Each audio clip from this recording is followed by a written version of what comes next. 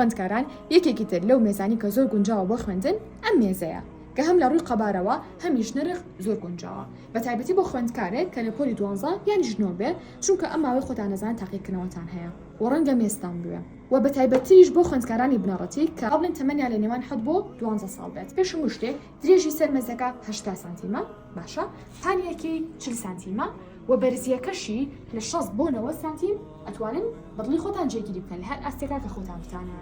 جا هاوڕێیان یەک شتی تری زۆر مهمی هەیە ئەزان چییە؟